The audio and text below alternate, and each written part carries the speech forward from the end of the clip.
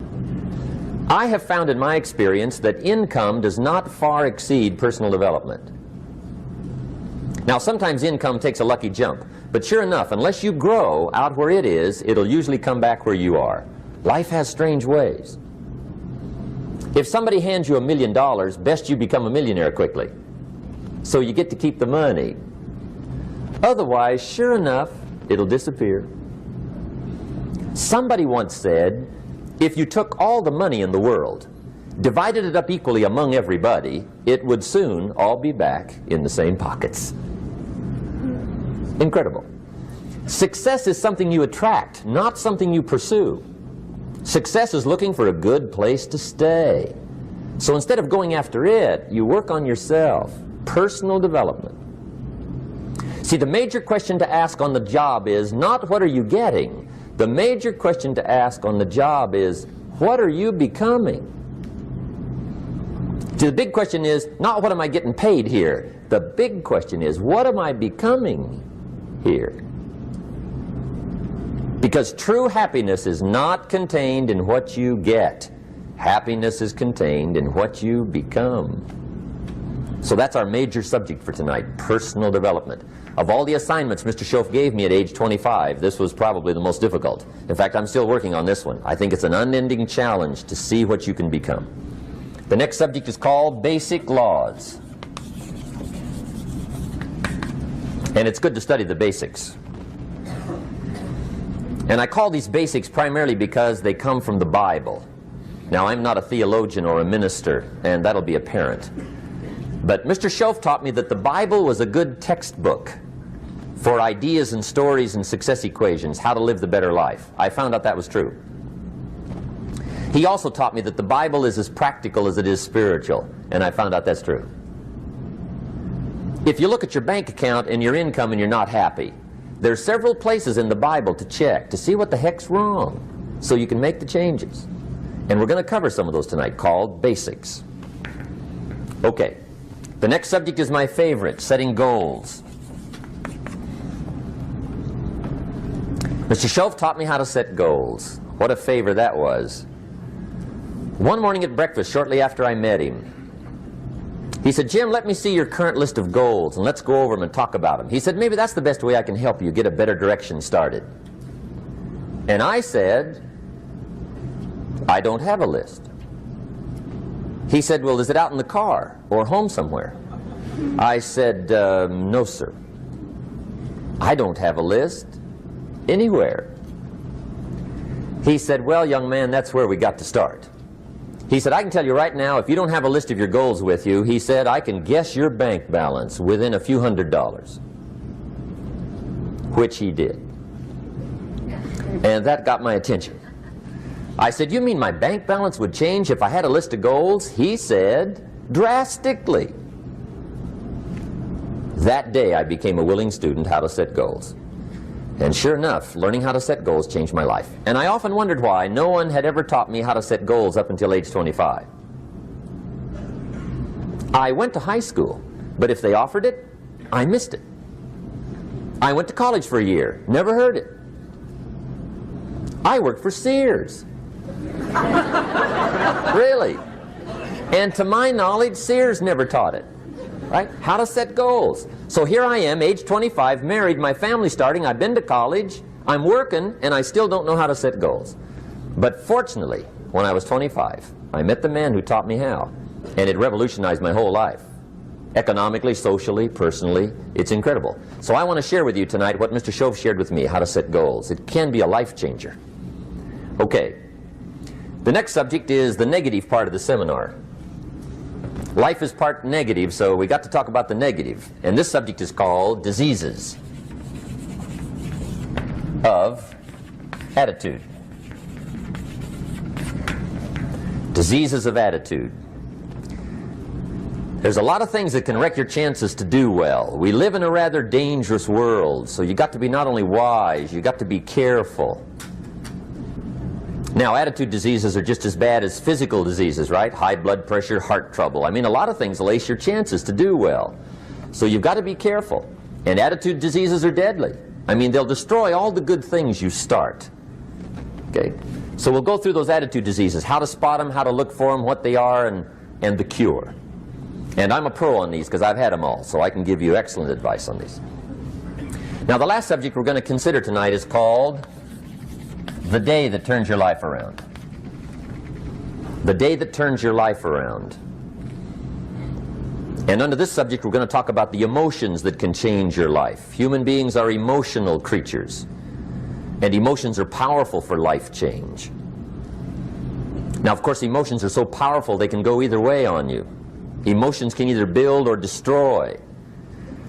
So you really have to employ emotions properly. We call civilization the intelligent management of human emotions. If you can intelligently apply your emotions in the right direction, no telling what can happen. Could turn your life around one day would be sufficient. So we'll talk about those. Okay. Now that's a lot to cover in one evening, but we'll keep at it here and see if we can't get it all done. I'd like to have you now jot down the theme of the seminar. Every seminar should have a theme, I guess. We've got one.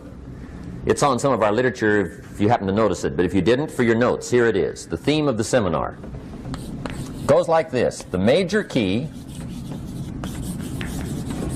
to your better future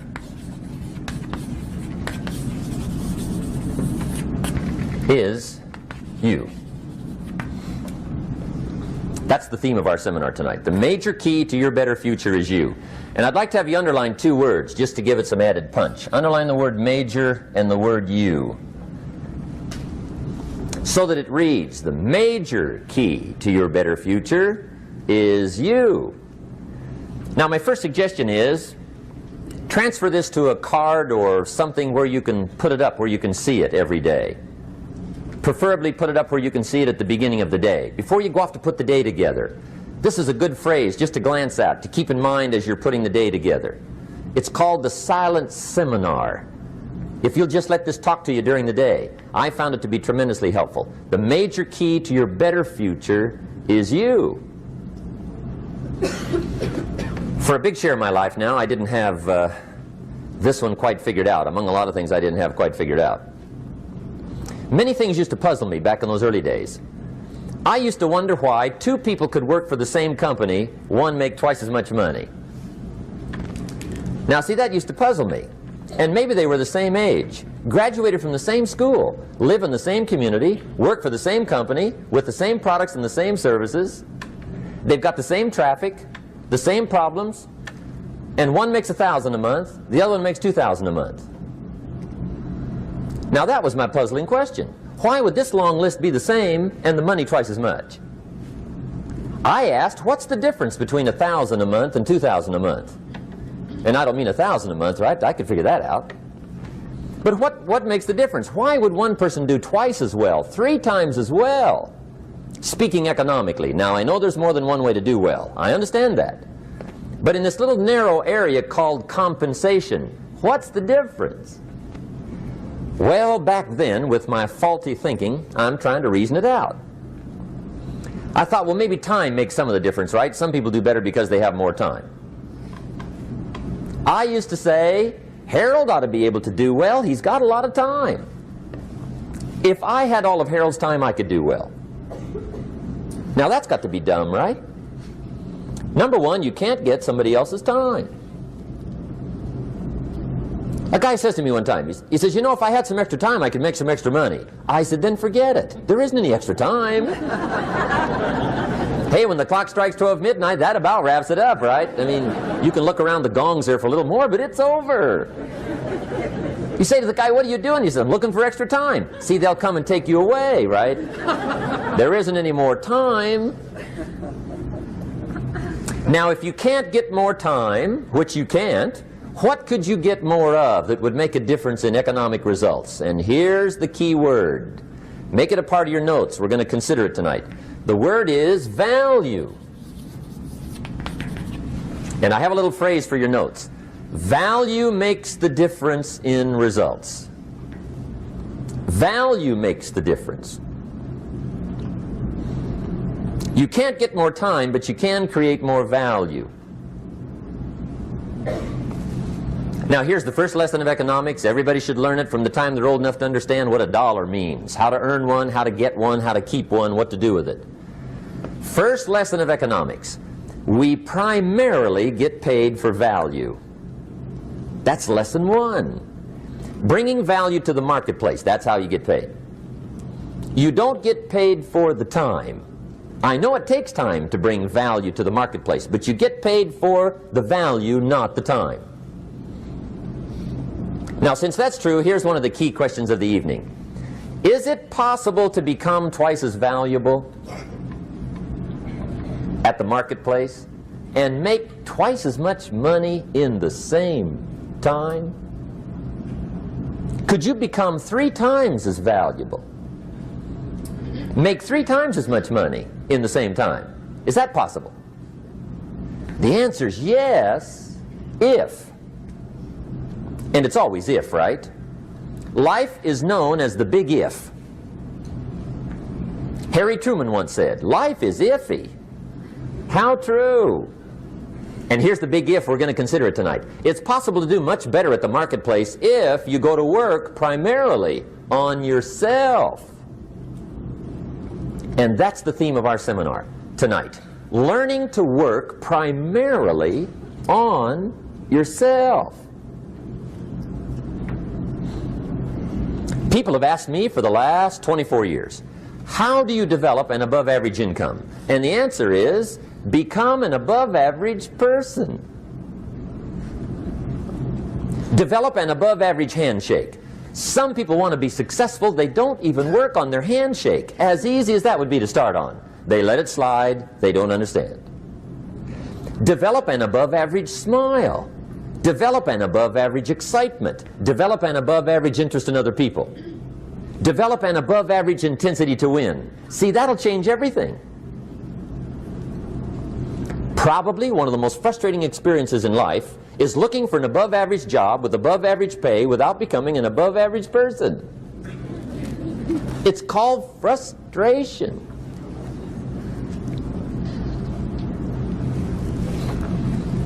And Mr. Shoaff gave me probably the greatest clue he gave me when I first met him. He said, Jim, if you want to be wealthy and happy the rest of your life, just learn this lesson well. He said, learn to work harder on yourself than you do on your job.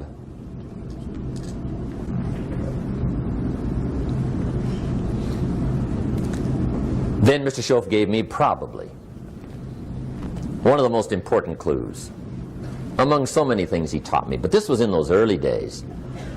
Mr. Shoaff was very kind, but he was also very abrupt. And he had these interesting questions to ask. I'm giving him a little rundown one day on how things hadn't worked out for me. He said, Mr. Rohn, I've got the answer for you if you will listen carefully. And listen carefully I did that day and for the next 5 years. If somebody's wealthy and happy, you gotta listen.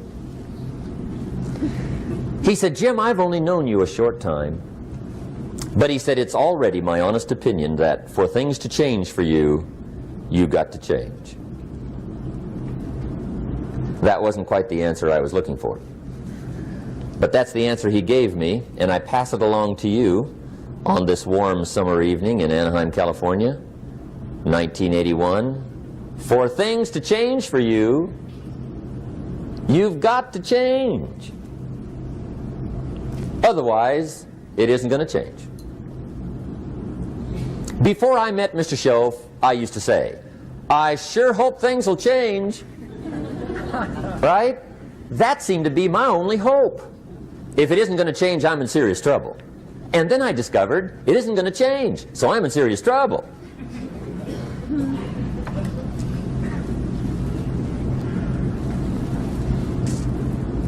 See, I can tell you what the 80s are going to be like. You have dropped into the right place. I did a seminar one time for Standard Oil executives and management in Honolulu. And we're having a conference one day on this big conference table. And one of them said to me, Mr. Rohn, you know some fairly important people halfway around the world. What do you think the 80s are going to be like? I said, gentlemen, I do know the right people. I can tell you. So they all listened very carefully. And I said, gentlemen, based on my wide experience, I can really honestly say to you, in my opinion, in the 80s, it's going to be about like it's always been. Aren't you glad you came? That's inside. I don't pass that around just everywhere. Now, of course, I said that to make a point, but I also said it because it's accurate. It's going to be about like it's always been. It isn't going to change. The tide comes in, and then what? It goes out. For 6,500 years that we know of, recorded history, and probably long before that. So it is not going to change. It gets light, and then what? It turns dark. 6,500 years. See, it's not likely to change. And we're not to be startled by that. And if the sun goes down, the guy says, "What's happened? What's happened?" It means he hasn't been here long, I guess, right? It always goes down about this time. The guy says, "Well, I don't like that arrangement." Well, you got to talk to somebody besides me, right? It gets light, then it turns dark. In rotation, the next season after fall is what? Winter. Pray tell, how often does winter follow fall? Every year regularly for the last 6,500 that we know of. See, it is not going to change. Now, some winters are long, and some are short, and some are hard, and some are easy, but they always come right after falls. It isn't going to change. Sometimes you can figure it out, sometimes there's no way to figure it out. Sometimes it goes well, sometimes it gets in a knot. Sometimes it sails along, sometimes it gets in reverse. See, that's not going to change. The last 6,000 years reads like this: opportunity mixed with difficulty. That's how it reads. It isn't going to change. The man says, "Well, if it isn't going to change, how will my life ever change?" Answer, when you change. And whether I'm talking to high school kids or business executives, my message is always the same. And it goes like this: the only way it gets better for you is when you get better.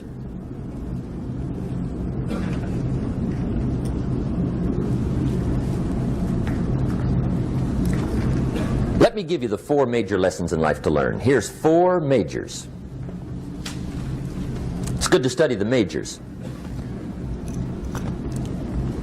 In our weekend seminar we teach, some people don't do well because they major in minor things. You've got to be on the lookout. At the end of every week, end of every month, you've got to check, make sure you're not spending major time on minor things. Okay, we go through that whole series. Majors and minors. Now, let me give you 2 phrases before we get to the 4 majors. This will set it up and you'll see where I'm going. 2 key phrases for your notes. Here's the first one.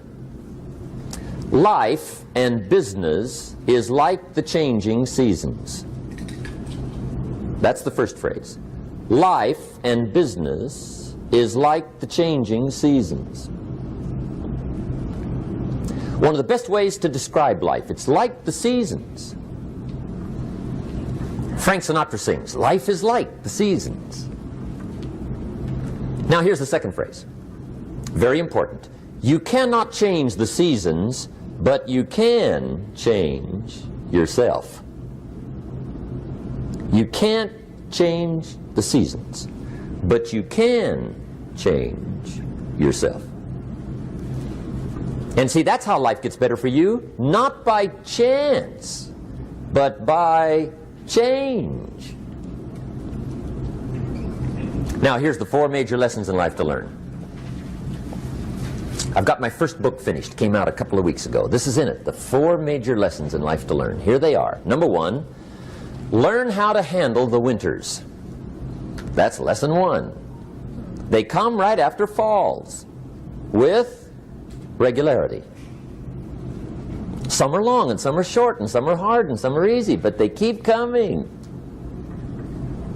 You must learn to handle the nights. They come right after days. You must learn to handle difficulty. It comes right after opportunity. You must learn to handle recessions. They always follow progressions for the last 6,000. See, it isn't going to change. The lesson you must learn is how to handle it. And there's all kinds of winters, right? The winter when you can't figure it out. The winter when it all goes smash. The winter when it turns belly up. The winter when it won't work, when you've run out of money and you've got a broken heart. See, those are winter times. There's all kinds. Economic winters, social winters, personal winters. When your heart is smashed in 1,000 pieces and the nights are unusually long, your prayers seem to go no higher than your head. It's wintertime. Barbara Streisand sings, "It used to be so natural to talk about forever, but used to be's don't count anymore. They just lay on the floor till we sweep them away. You don't sing me love songs, and you don't say you need me, and you don't bring me flowers anymore." A song of winter. But see, the disappointments come. Those are normal. That's part of life. But the question is, how do you handle it? How do you handle the coming winters and the disappointments and the down times? Well, you can't get rid of January by tearing it off the calendar. But here's what you can do. You can get stronger, you can get wiser, and you can get better. The winters won't change, but you can. And that's how life changes for you. See, before I understood, when it was winter, I used to wish it was summer. I didn't understand. When it was hard, I used to wish it was easy. I didn't know. And then Mr. Schoaf gave me a part of his very unique philosophy when he said, "Don't wish it was easier, wish you were better." See, that triggered my whole life change. Don't wish for less problems, wish for more skills. Don't wish for less challenge, wish for more wisdom. That's the key. So that's lesson 1, learn how to handle the winters. Here's lesson 2, learn how to take advantage of the spring. That's the second one. Spring is called opportunity. And spring follows winter. What a great place for it. If you were going to put it somewhere, that'd be the place to put it, right after winter. And pray tell, how often does spring follow winter? Every year with regularity, 6,000.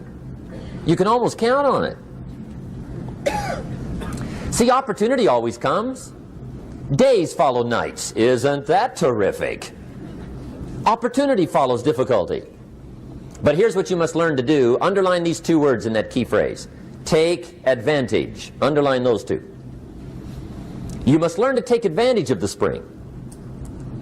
See, just because spring rolls around is no sign you're going to look good come fall. You got to do something with it. In fact, you have to get good at one of 2 things in life. Planting in the spring or begging in the fall. Or get somebody to do it for you. See, those are about the only alternatives. Now here's what else you must do. Take advantage of the springs quickly, because there's only a few. Just a handful of springs have been handed to each of us. They don't come forever. Life is fairly brief. So you got to read every book you can get your hands on what to do with your springs while they're here. And take advantage, they soon run out. The Beatles wrote, "Life is so short." And for John Lennon, it was extra short. But life is brief. Elton John sings, "She lived her life like a candle in the wind." It's brief. So whatever you're going to do with your life, you got to get at it. Don't just let the springs pass. Here's the third major lesson in life to learn. Learn how to protect your crops all summer. You got to take care of what you start. Sure enough, as soon as you've planted your garden in the spring, the busy bugs and the noxious weeds are out to take it. And here's the next bit of truth. They will take it unless you prevent it. And that's the third major skill to learn. You've got to learn to prevent the intruder from taking all the good you start. It's one of the challenges. Here's 2 key phrases under number 3. First one, all good will be attacked. on this planet. Maybe not the next one we get to, but on this one, all good will be attacked. Every garden will be invaded. Not to think so is naive. And here's the second phrase. All values must be defended. Political values, social values, community values, family values, marriage values, friendship values, business values. Every garden must be tended all summer. Third major lesson. Now here's number 4. Fourth major lesson in life to learn. Learn how to reap in the fall without complaint. Learn to reap come harvest time without complaint. Take full responsibility for what happens to you. It's one of the highest forms of human maturity, accepting full responsibility. It's the day you know you've passed from childhood to adulthood, the day you accept full responsibility. And another note, learn to reap in the fall without apology. Without apology if you do well, and without complaint if you don't. That's maturity. I used to have that long list of reasons why I wasn't doing well. To explain. You got to explain, right? Otherwise you're going to look bad.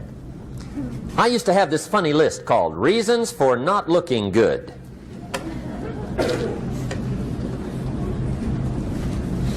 I used to blame the government.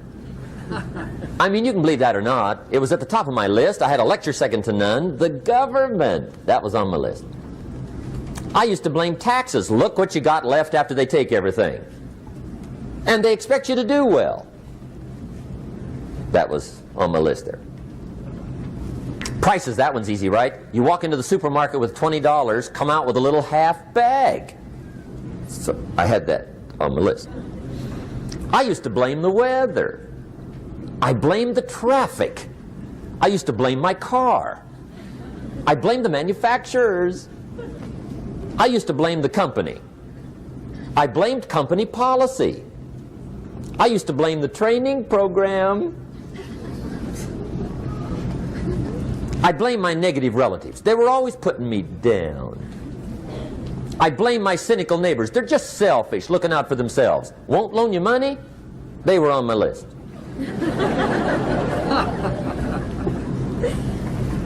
I used to blame the economy. I blamed the community. That's a pretty good list for not doing well, isn't it? I thought it was good. I'll never forget one day, Mr. Schoaf was very kind, but he was also very blunt, and this was no exception. And I'm glad he was blunt. There's a lot of things I'd have missed if he hadn't have been blunt. One day, with sort of a curious look on his face, he said, "Jim, just out of curiosity, tell me, how come you haven't done well up until now?" Excellent question. I thought, well, so I won't look too bad, I'll go through my list. And this list I just gave you, I put that on him. And he was very patient. He let me go through the whole thing, the government, the weather. I went through this whole thing. When I finished, he looked my list over very carefully. He said, "Mr. Rohn, big problem with your list. You ain't on it." How brilliant.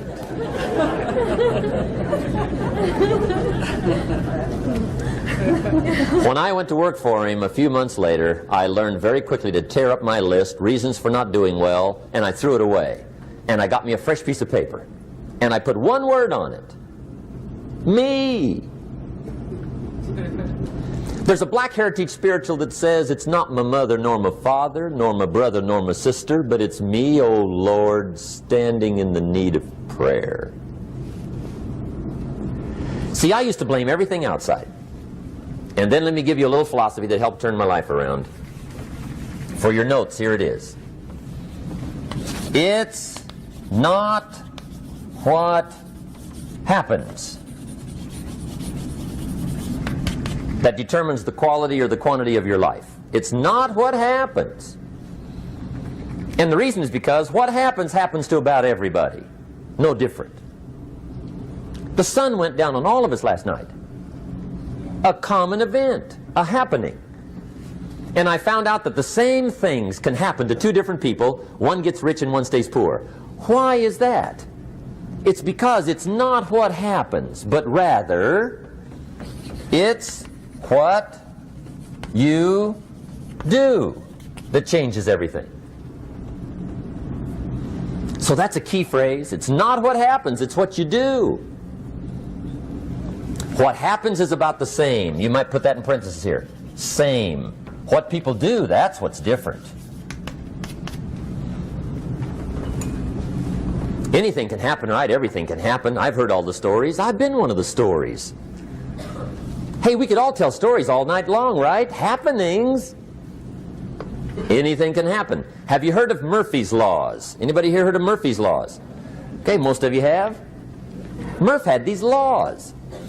One of them was, if anything can go wrong, it will. That's one of Murphy's Laws. He was not one of the great positive speakers of the day. But anyway, it's still true though, right? Anything can go wrong, everything can go wrong. For sure. I've fallen out of the sky so many times. Once to the tune of a couple of million. Devastating. Took me a while to survive that one.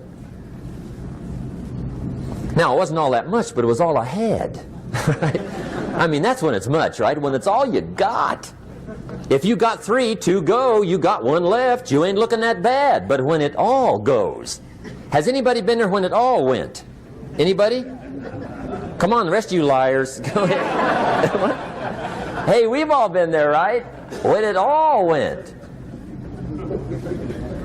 Of course, it used to be a long time ago, right? When you ran out of money, got to 0, you were all through. Heck, now you can whistle right on by 0, right? I mean, they will bury you. That's what they will do.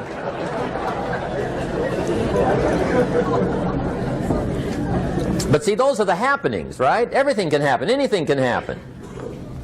But it's not the happenings. It's what you do about it. Somebody says, yeah, but you don't understand the disappointments I've had. Come on. Everybody's had their share. Disappointments are not special gifts reserved for the poor. Everybody has them. The difference is what you do about them. It's not the weather. I used to blame the weather, and I discovered it rains on the rich. So see, that won't help. 2 men wake up one morning, there's a rainstorm on. One of them looks out his window, sees the rainstorm, and he says, wow, what a storm. With weather like this, they can't expect you to go out and make sales. He stays home. Same morning, the other guy looks out his window, sees the same storm, says, wow, what a storm. But he says, you know what, with weather like this, what a great day to go out and make sales. Most everybody will probably be home. Especially the salesman.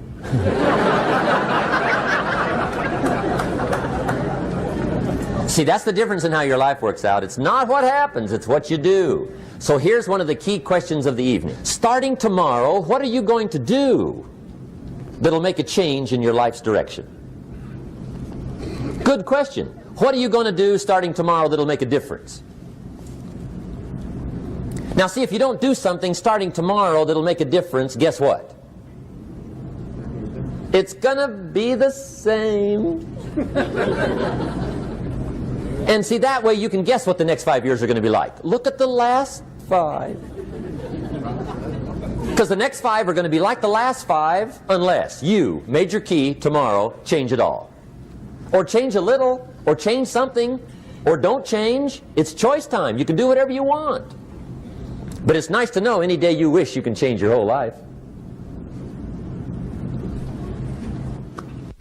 What can you do starting tomorrow that'll make a difference? Good question. What can you do with economic chaos, massive disappointment? What can you do with a broken heart? What can you do when it won't work? Good question. So if I had a word with you tonight, one-on-one, just you and me, I think my personal advice to you would be, This year, 1981, reach down inside of you and come up with some more of those remarkable human gifts. They're there, waiting to be utilized. And then change anything for you want to change. And I challenge you to do that because you can change. If you don't like how it is for you, change it. If it doesn't suit you, change it. If it doesn't please you, change it. If it isn't enough, change it. And I challenge you to do that because you can change. See, you don't ever have to be the same again after tonight, only by choice. If you don't like your present address, change it. You're not a tree.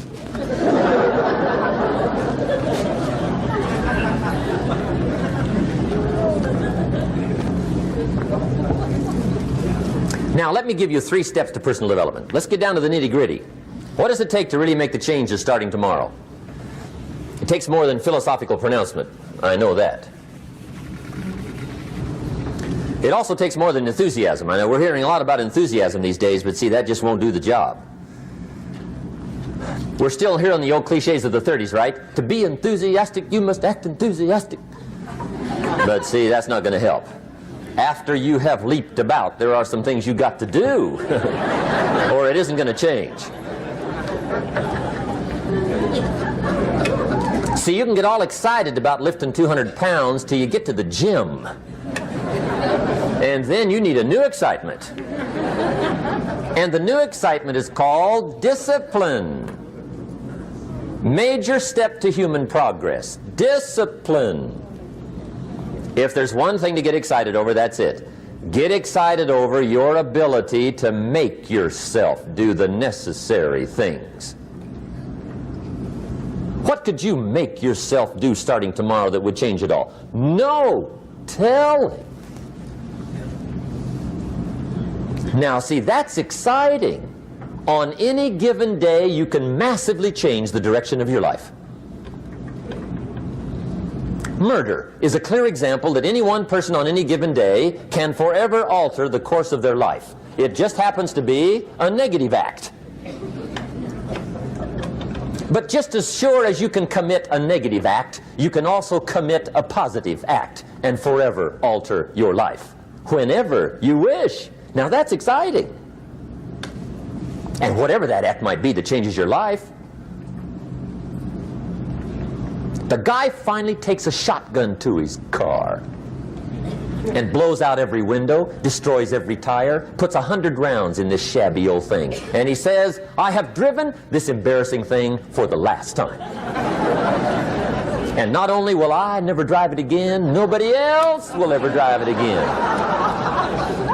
And he lets that shuddering thing stand there for a while as a monument to the day he said, today my life changes. Now who can do that? Anybody. When can you do it? Whatever day you pick.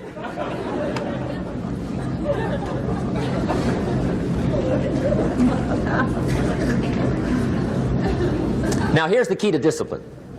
Start with the little disciplines, get excited over the little disciplines, and get right on those, because those will lead to the big ones. You can't handle the big challenges in life unless you take on the little ones. Make a list of all the things you can do, get right on those, discipline yourself for those, both for the results and for the muscle and for the practice, so that when life hands you some big challenges, you'll be ready, you'll have the muscle. But see, if you don't handle the small ones, you can't take care of the big ones. Okay, here's what else it takes for life change. Self-motivation. Key phrase, self-motivation. I don't know why we call it self-motivation. It's really the only kind there is. You've got to motivate yourself. Because I found out you can't change people. They can change themselves, but you can't change them. Lord knows some I've tried. But see, it won't work. People have to change themselves. I learned some of those lessons early. I built a little sales organization way back in those early days. I'm 25. And I had some nice people. I said, I'm going to make these people successful if it kills me. I almost died, right? I mean, you can't do that.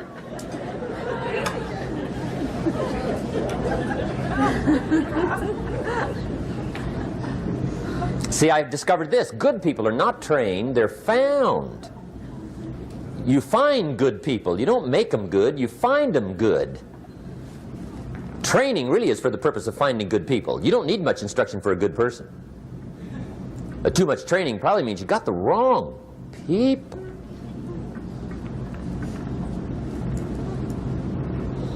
So you got to find the right people. That's the key to getting a good job done.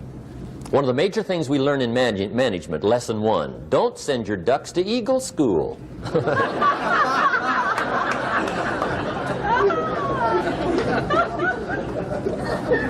Because it won't help. I mean, I'm telling you, it won't help, no matter how good your school is. And the little eagle badge and little eagle hat, I'm telling you, it won't help. It won't help. You can tell whether your school's done any good, right, is when it's over, right? The duck goes for his first rabbit and makes him a friend. You say, no, no, no.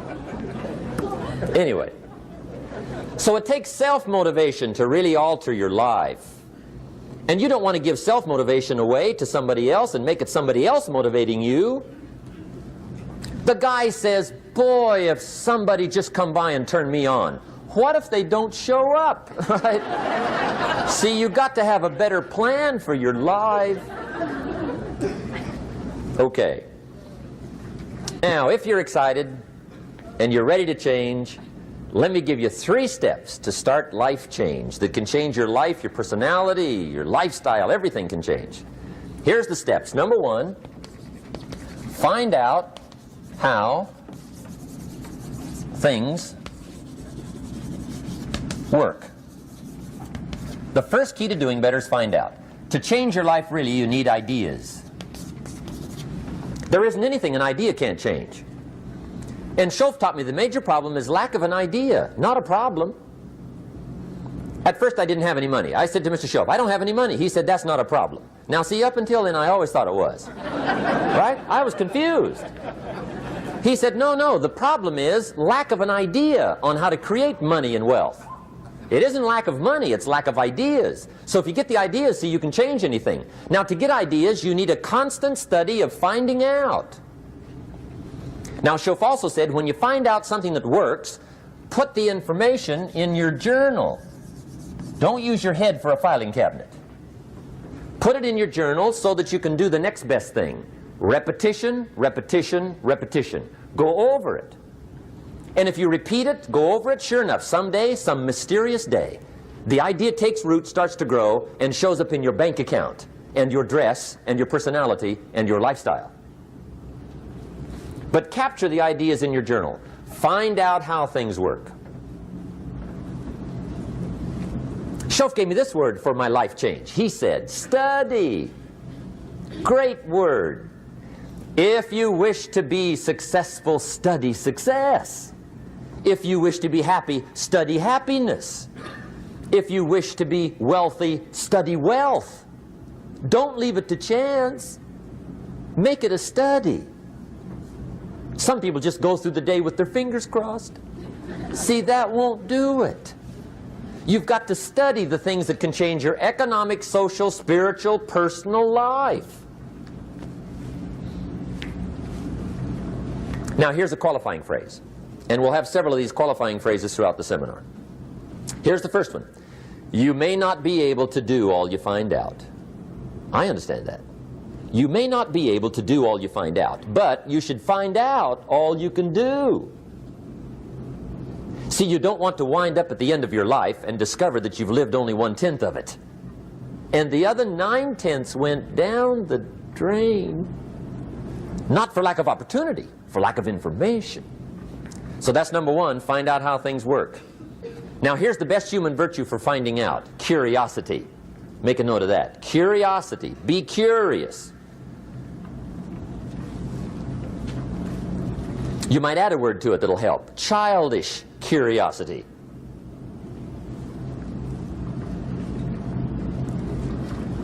What will kids do if they want to know something bad enough? Bug you. That's the phrase. They can ask 1,000 questions. You think they're through? They got another 1,000. They'll drive you to the brink.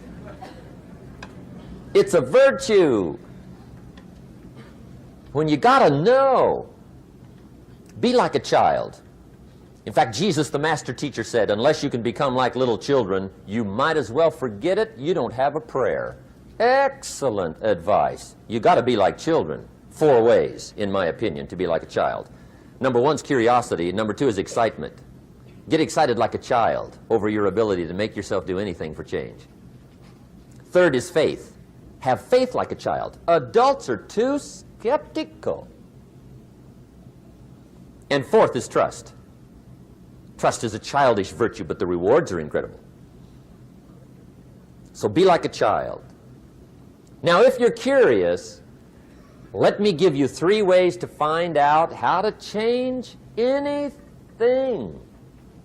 Any life direction, any dimension. Here's 3 ways to find out how to change anything. Number 1 is to read. Become a good reader. All of the successful people I know and work with around the world, they're all good readers. Curiosity drives them to read. They got to know. They just read.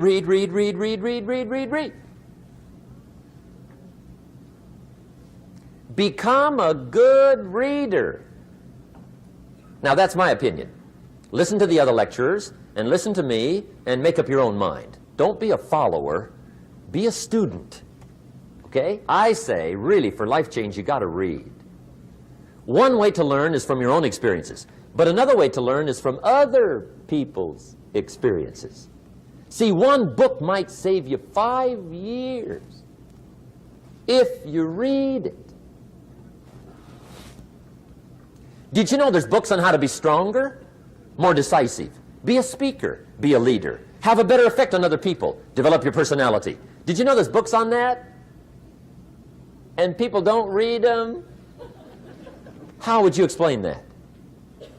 And they can read? Did you know that hundreds of successful people have written their stories in books and they wrote down how they did it and people don't read it? How would you explain that? The guy's busy, I guess. You know, you get tied up. The guy says, well, yeah, you work where I work. By the time you struggle home, it's late. You got to eat a bite of supper, watch a little TV, get to bed. You can't sit up half the night reading. And the guy's behind on his car payment. Good worker, hard worker, sincere. But you got to be better than sincere and work hard. Otherwise, at the end of your life, you'll wind up cold, stony broke. You got to be better than a good worker. You got to be a good reader. The whole world is governed by laws. The universe, in fact. Laws. We call it the law of electricity. We call it the law of gravity. There's mathematical laws. There's physical laws, speed and velocity laws, agricultural laws. There's all kinds of laws. Now that we find ourselves on the spinning planet, you just have to learn what I call the setup. Learn the setup. Life's setup. Now, we didn't set it up, but we're here, so you got to learn it. And we should learn the setup for 2 basic reasons. Number 1, to keep from getting hurt. It's one of the major reasons for learning, so you won't get hurt. See, economically, socially, personally, you can get hurt just not knowing. Ignorance is not bliss. Ignorance is poverty. Ignorance is tragedy. You got to know, or you're going to get hurt.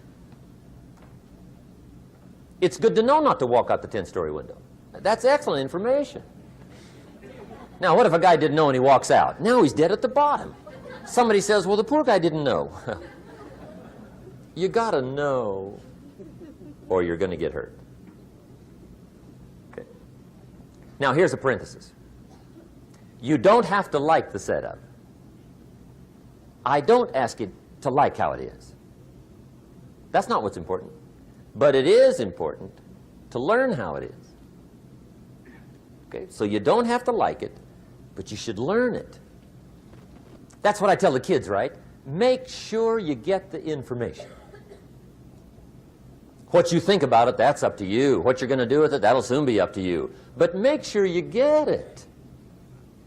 See, there's nothing worse than being stupid. Nothing.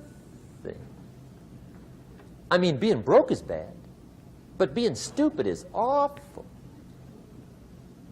And what's really bad is being broke and stupid, right? That's about the end of the world. I mean, there isn't anything much worse than that. Unless you're sick. Sick, broken, stupid. I mean, that is it, right? There's nowhere else to go.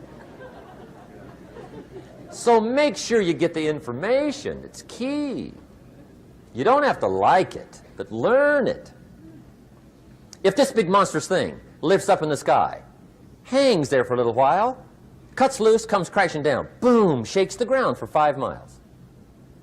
And then this big monstrous thing lifts back up in the sky, hangs there for a little while, cuts loose again, comes crashing down, boom, shakes the ground for 5 miles.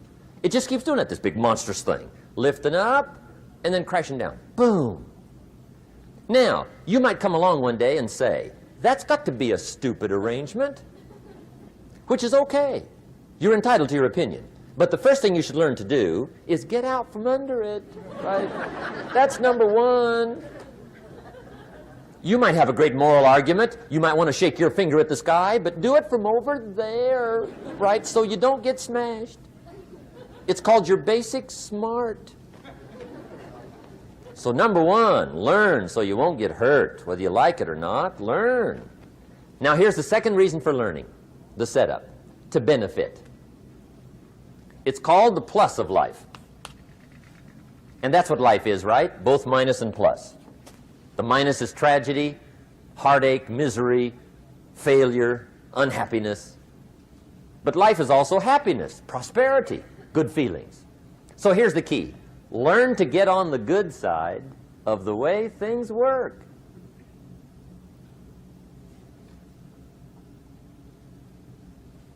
Now here's 2 of the basic laws, and we'll take our break.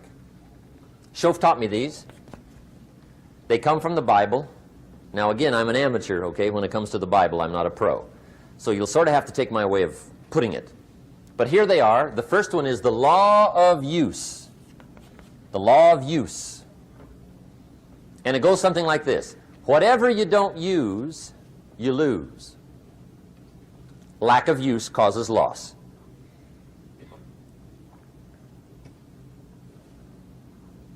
On this planet, maybe not the next one, but on this one, if you tie your arm to your body, leave it there long enough, you'll never use it again. It's over for the arm. Now, it may not be over, but it's over for the arm. The only way to keep the use of this arm is what? Keep using it. If you quit, you lose automatically. They don't bring it up for a vote. You lose automatically when you quit. Now, the same thing that goes for your arm goes for your brain, mentality. The same thing goes for all the human virtues. Ambition, unused, declines. Strong feelings, unused, diminish. It doesn't grow, it diminishes. Faith, unused, decreases. It's a law. Vitality, unused, diminishes. Energy, unused, decreases. The guy says, well, I'm going to save up my energy. You can't do that. That's like trying to save today, put it on the end of the year. See, you can't do that. They'll come take you away. If you don't use today, what? It's lost. The guy says, well, I'll work twice as hard tomorrow to make up for it. See, that's foolish. You could have done that anyway. Today, unused is lost. A talent unused is lost. An ability unused is lost. So here's one of the key expressions of the evening. Take a new inventory of yourself. Starting tomorrow, new project. Take a new inventory. And make sure that all of your talent and ability and mentality and ingenuity and vitality and strong feelings, faith, courage, make sure that all you've got's being used. Otherwise, you lose. Now, one of the best illustrations of the law of use is a Bible story called the Parable of the Talents. The talent story. Interesting story if you haven't read it in a while. Just review it. It's a good story. An ancient story. It says there was a master with 3 servants. He got them together one day and he said to the 3, I've got these talents. And in those ancient days, a talent was a measure of gold. And he said to the 3 servants, take these talents and see what you can do with them while I'm gone. He said, I'm taking a journey and I'll be gone for a while. When I come back, we'll get together, go over the book, see how you did. He said, here's 5 of these talents for you. 5. Here's 2 of them for you. 2. And here's 1 for you. 1. The master said, take those talents, see what you can do with them. When I come back, we'll get together, we'll go over it all. The servant said, okay, master takes off. According to the ancient story, the master comes back from his trip. When he gets back, he gets the 3 servants together, and as he said he would, he asks, how did it go with those talents? You were 5. What happened? That servant said, well, I took the 5 talents you gave me, and I put them to work. A little shaky at first, but he said things finally got rolling. And he said, I poured it on. And he said, my talents grew to 7, 8, 9, 10. He said, I doubled my talents from 5 to 10. Books will show. Master said. One heck of a job. Or something like that. He said, I gave you 2 talents. What happened? That servant said about the same thing happened to me. I put those 2 talents to work, poured it on, they grew to 3 and then to 4. He said, I doubled my talents from 2 to 4. Books will show. Master said. Well done. He said, I gave you 1 talent. What happened? That servant said, well, I took the talent you gave me and I carefully wrapped it and I dug a hole and buried it.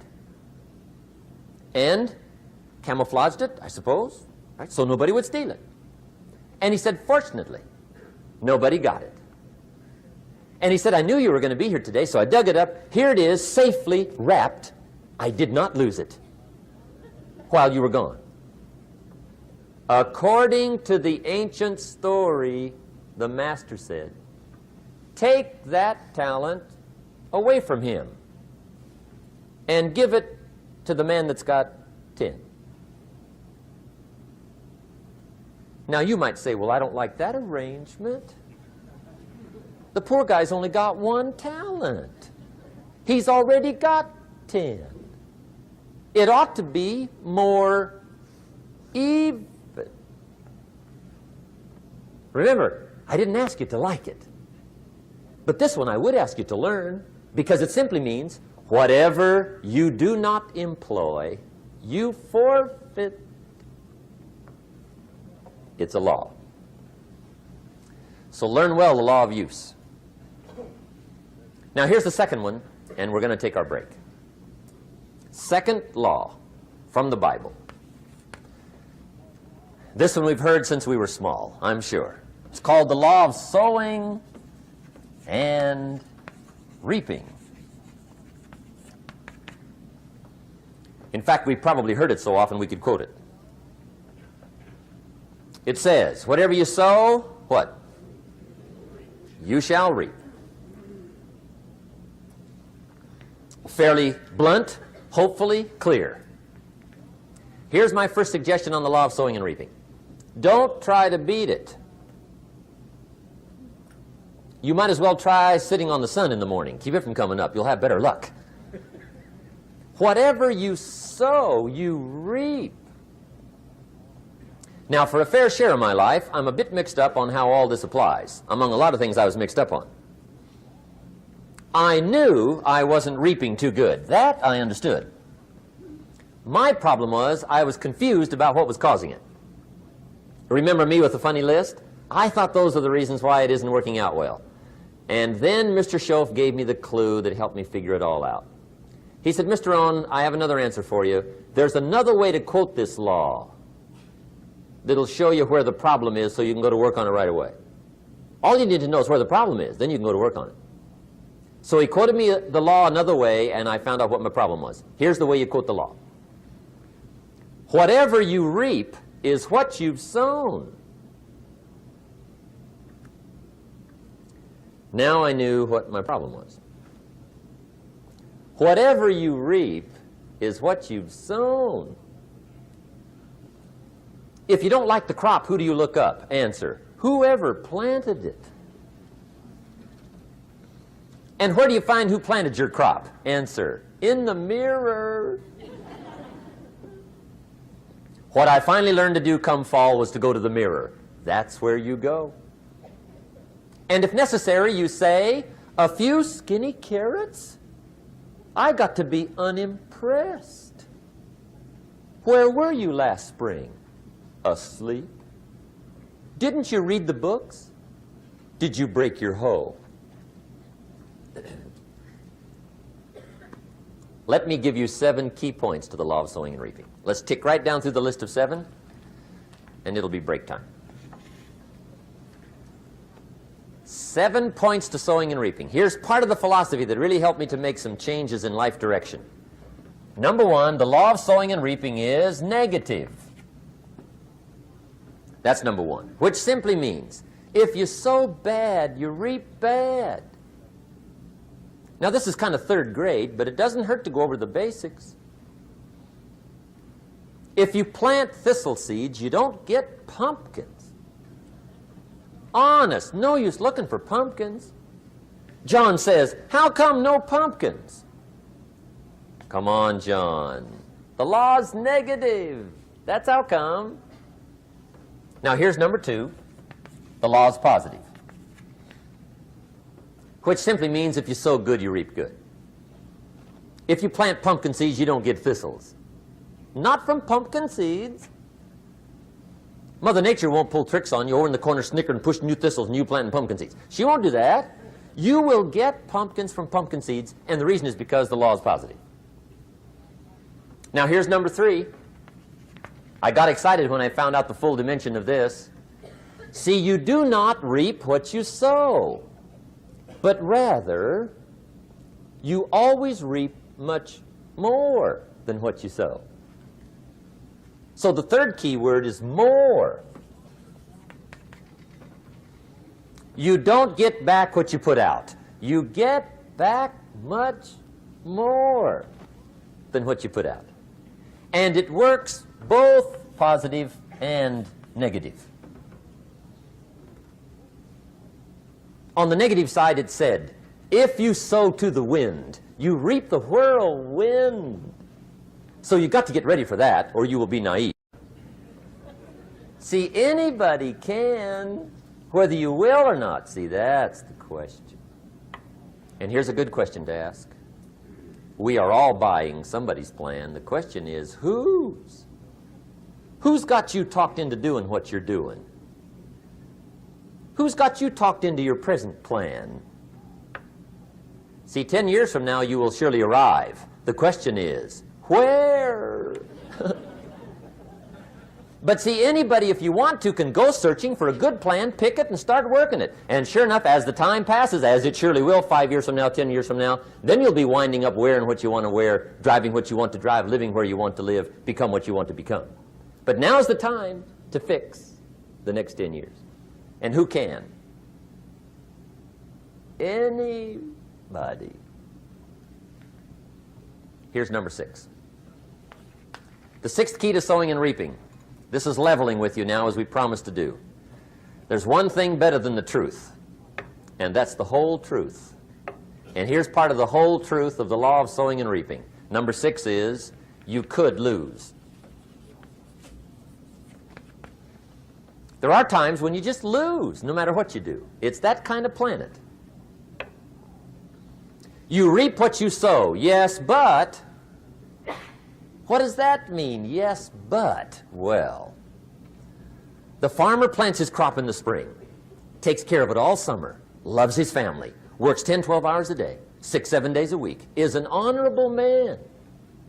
Come fall, he's got a beautiful crop, and he deserves every bit of it.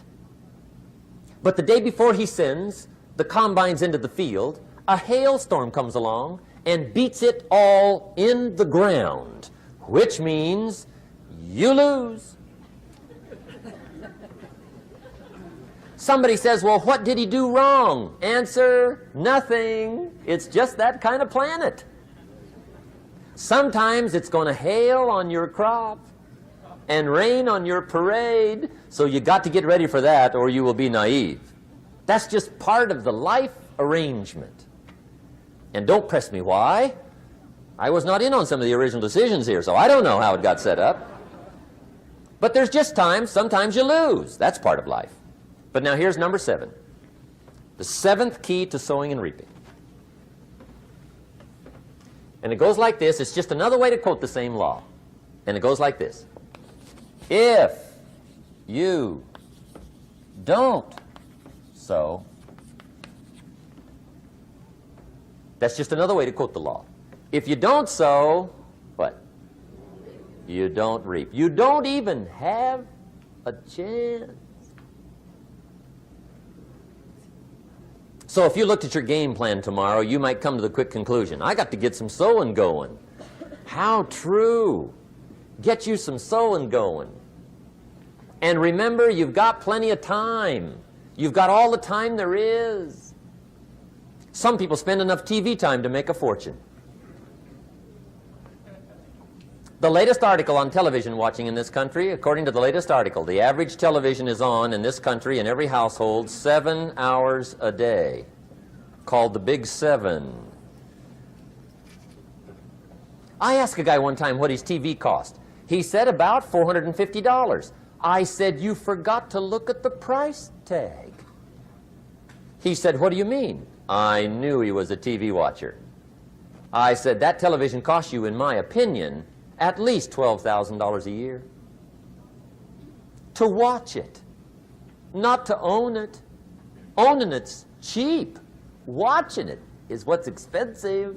And I said, hey, $12,000 a year is too much to pay to watch TV. That's too much. Pay a little, but not $12,000. And he's the guy that said, I hope pay TV never comes.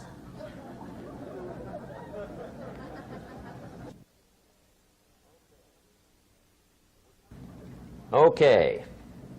We're trying to cover an awful lot tonight, I realize that. But my time schedule is such that we just have to sort of give it all to you and let you sort the rest out. I wish we had plenty of time for questions and answers and that whole thing, but our time is just limited. But we are trying to go through an awful lot, I realize that. But looks like everybody's getting it. This is about the note-takingest crowd I've seen in a long time. Incredible. Does anybody have 5 pages yet? Anybody? Oh, fantastic. Incredible. Okay. Maybe you heard the story about the preacher down in Texas, southern part of the country. He was an evangelist back in the horse and buggy days. And he was very good at being an evangelist, and a lot of people used to come and hear him preach. And one day he put up his tent in one of these Texas towns and expected a big crowd as usual, come hear him preach. And he got there, first night of the tent revival, walked in. 7:30, time to start. And to his surprise, the tent was empty. He thought, well, something must be drastically wrong. So he waited till 7:45, nobody showed up. 8 o'clock, zip. Finally, 8:15, one lone cowboy wandered up on his horse, tied his horse up outside, came in, sat down on the front bench, right, waiting for something to happen. The preacher thought, well, at least I better go down and talk to the cowboy. So he walks down, talks to the cowboy, and he says, Cowboy, I'm the preacher. And he said, I don't know what to tell you. Something's gone wrong. He said, this tent was supposed to be full of people. He said, I'm embarrassed. He said, you're the only one that showed up. And he said, I really don't know what to do. And the cowboy said, well, I'm not a preacher, so I really can't tell you what to do. You know, he said, I'm just a cowboy. But he said, I know this, if I went out to feed my cattle and only one showed up, I'd at least feed it. The preacher thought, hey, the cowboy is right.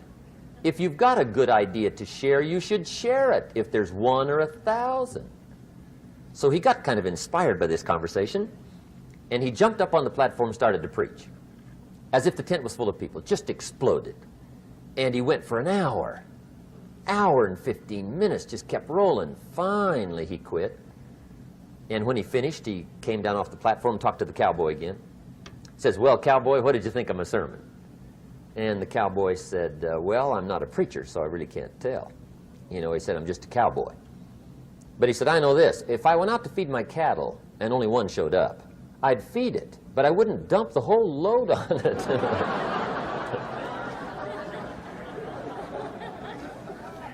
So anyway, if it seems like we're dumping the whole load tonight, I guess we are. But gosh, everybody's doing well. I'm having a good time. I appreciate the response here tonight. Okay, the next subject is setting goals. Let me show you what turned my life every way but loose. Mr. Shoaf dropped this idea on me, changed me completely. Setting goals. Here's what can easily happen if you don't set goals. It's easy to let life deteriorate into making a living instead of designing a life. And we all have a choice. Make a living or design a life. It's easy to get trapped by economic necessity and settle for existence rather than substance. That's easy. But the best advice I can give you on how to break out of that trap is to learn how to set goals. Mr. Shoaf put it to me this way. He said, Jim, if you had enough reasons, you could do the most incredible things. I never forgot how he put that. If you have enough reasons. See, reasons will change your whole life. Mr. Shoaf said to me, he said, Mr. Rohn, I think you've got plenty of intelligence, you've got plenty of talent, you've got plenty of ability. Probably what you lack is plenty of reasons. He said, I don't think your current bank balance is a true indication of your level of intelligence. I was happy to hear that. He said, I think you're much smarter than your present bank balance indicates. And that turned out to be true. I was much smarter. But of course my first question was, well then why isn't it bigger? And he said, you don't have enough reasons. You've got enough intelligence, but not enough reasons. So see, reasons can change your life. Here's what else I found out. Reasons come first, answers come second. You don't get the answers to do well till you get the reasons. Life has a mysterious way of hanging on to all the answers and only gives them up to the people that are inspired by reasons. So reasons make the difference in how your life works out. Now, what are some of the reasons for doing well? Let's go through a quick list called Reasons for Doing Well. First is personal reasons. Some people do well for recognition. Some people do well for respect. Some people do well for the way it makes them feel. They love the feeling of being a winner. Those are good reasons. I have some millionaire friends that keep working 10, 12 hours a day, making more millions. And it's not because they need the money. It's because they need the joy and the satisfaction and the pleasure that comes from being a constant winner.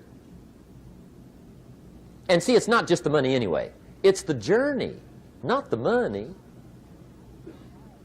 Once in a while somebody says to me, boy, if I had $1 million, I'd never work another day in my life. That's probably why the good Lord sees to it they don't get their million, right? They'd quit. They'd quit. Okay. Next is family reasons. Some people do extremely well for other people, and that's powerful. Human beings can greatly affect each other. Sometimes we will do things for somebody else we will not do for ourselves. We're made that way. I met a man one time who said, Mr. Rohn, to do all the things I want to do with my family around the world, he said, I got to have at least $250,000 a year. I thought, incredible. Could a guy's family affect him that much? And the answer is, of course. How fortunate are the people that find themselves greatly affected by somebody for personal achievement. And we are affected. The writer of a recent song said, "If not for you, the winter would hold no spring, couldn't hear a robin sing. I just wouldn't have a clue if not for you." So we can be affected. That might be one of the most stimulating reasons to do well, finding somebody. When Andrew Carnegie died, the wee little Scotsman that built the big steel industry, when he died, they opened up his desk, and in one of the desk drawers, they found a slip of paper. On that piece of paper, Mr. Carnegie had written his goal for his life, and he wrote it when he was in his 20s. And on that piece of paper, it said, "I'm going to spend the first half of my life accumulating money. I'm going to spend the last half of my life giving it all away." What a goal. He got so inspired by that goal that the first half of his life, he accumulated $450 million.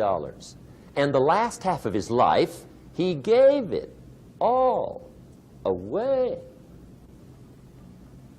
Good question tonight. What's got you turned on? What's got you bombed out of sight to get up early and stay up late and hit it all day? Next question. What's got you turned off? When I found the answers to those two questions, my life exploded into change. I finally found out what had me turned off, and I got that cured. And then I got me a long enough list of reasons to turn me on. And once the lights went on for me, age 25, they've never gone out. I've fallen out of the sky a few times, but I've never lost that drive to make something unique out of my life. See, reasons altered my whole life. Now, there's another list of reasons called nitty-gritty. Hard little reasons. Sometimes those little reasons are the most powerful reasons that can change your life. Sometimes it doesn't take much. I now carry several $100s in my money clip. It's only a few $100s, but it was one of those reasons turned my life around. Just before I met Mr. Shoaf, I heard a knock at the door. I go to the door, and there's a little girl standing there about this tall selling Girl Scout cookies. And she gave me one of the finest sales presentations I've ever heard. Special deal, several flavors, this whole package of stuff, $2. And with a big smile, she very politely asked me to buy. And I wanted to. Big problem. I'm broke. I don't have $2. And to this day, I can remember the pain and the embarrassment. I'm a father, I'm a husband, I've been to college, I'm working, I'm 25, I don't have $2. And I didn't want to tell her that for some reason. So I did what I thought was next best. I lied to her. I said, "Hey, look, I've already bought lots of Girl Scout cookies. I've still got plenty stacked in the house," which was not true. But it seemed to get me off the hook for the moment. She said, "Well, gosh, that's wonderful. Thank you very much." And she went away. When she left, I closed the door, and that was the day I said to myself, I don't want to live like this anymore. I've had it with lying, and I've had it with being broke. I'm never going to let this happen to me ever again. I promised that day I would work as hard as possible and would always carry plenty. It took me a little while, but now I do. It was one of those reasons. And I guess I carry plenty for two reasons. One is the way it makes me feel, but also in case I bump into another Girl Scout selling cookies. right? I'm ready.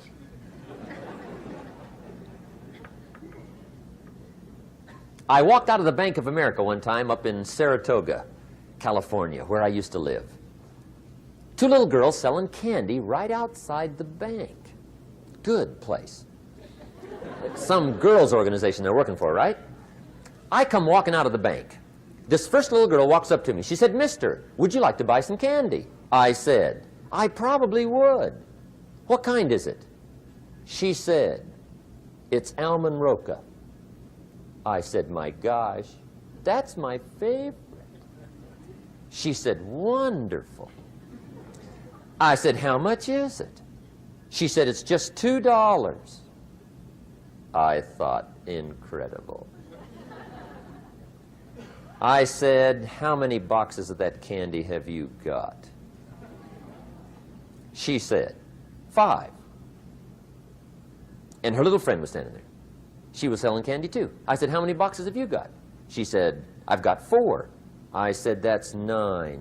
I'll take them all." They said, "Really?"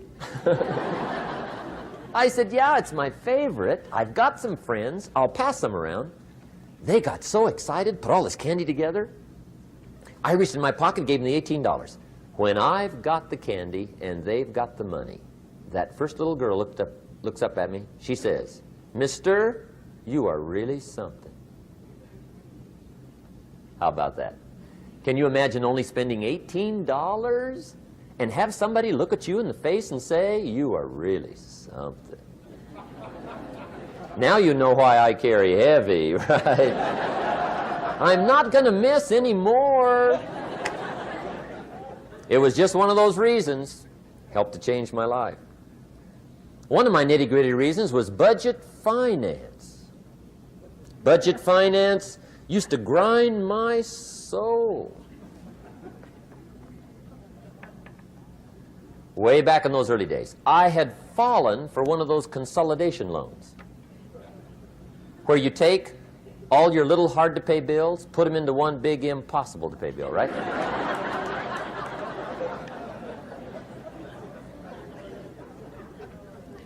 I would get 4 or 5 payments behind. This one guy used to call me day and night. I don't think they're allowed to do that anymore. Harassed me. Threatened to run me in front of the judge. Threatened to ruin my credit. Threatened to embarrass my family. One day he said, "We're going to come get your car, drag it rear end up down the street in front of your neighbors." The guy even called me a flake. And back in those days, I'm broke, I'm pitiful, there's nothing I can do about it. But I never forgot how the guy treated me.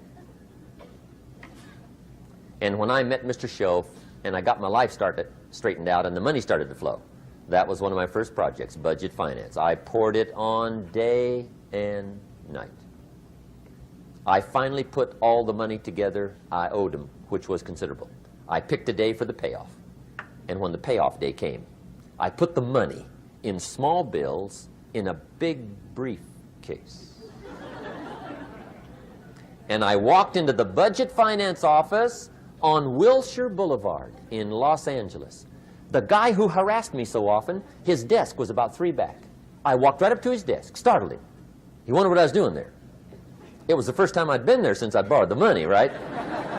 Without saying a word, I opened up this briefcase, dumped this pile of money all over his desk. I said, "Count it. It's all there. I will never be back." And I turned around and stormed out. Now, that might not be noble, but if you haven't tried it, you've got to one time.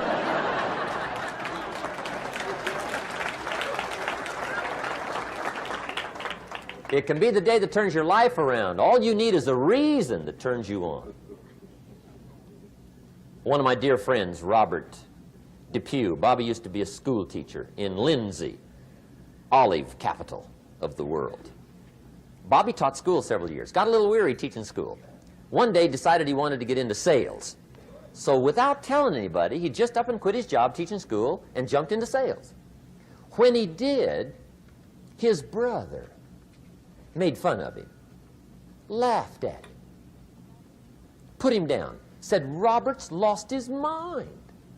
Had a good job teaching school. Now he thinks he's a salesman. He's going to go down the drain, lose everything. Just put him down something fierce. Bobby said, the way my brother acted when I got into sales, he said that made me so mad. I decided to get rich. And my question for you tonight is it possible to get that mad? Of course. Wealth is not a matter of intelligence. It's a matter of inspiration. Today, Robert happens to be one of my millionaire friends. Bobby's rich.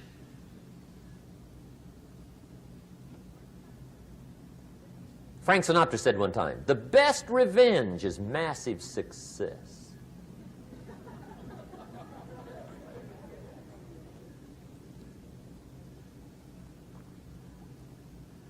Hey, get you a long enough list of reasons so that after tonight you never lack for inspiration.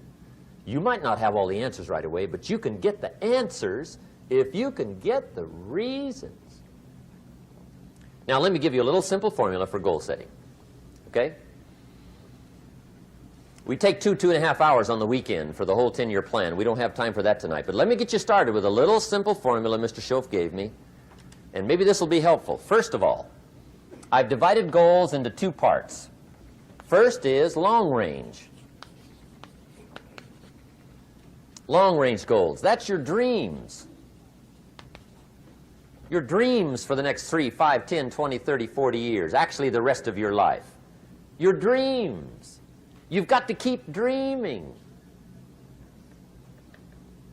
Ronald Reagan, president, said to the joint session of Congress a few weeks ago, the Republic is a dream. And if we don't keep dreaming, we will lose the Republic. Your better future is a dream for yourself and for your family. Where do you want to go? What do you want to do? What do you want to be? What do you want to see? You've got to dream dreams. There's a Bible phrase that says, without dreams and visions, people perish. You've got to have something to go for that inspires the heart and the soul. Dreams. From the children of Sanchez, it says, take the crumbs from starving soldiers, they won't die. Take the bread from hungry children, they won't cry. But without dreams, we all will die. You've got to dream.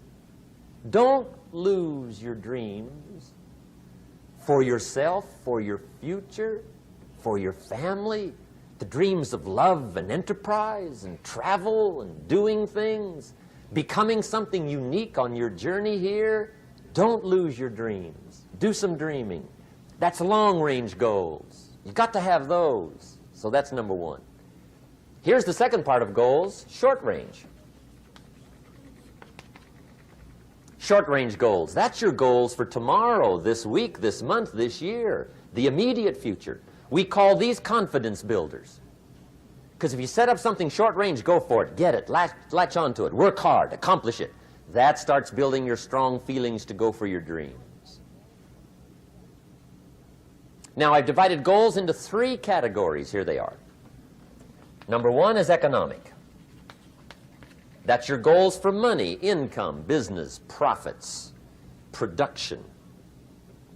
Economics. Make sure you've got your economics well planned.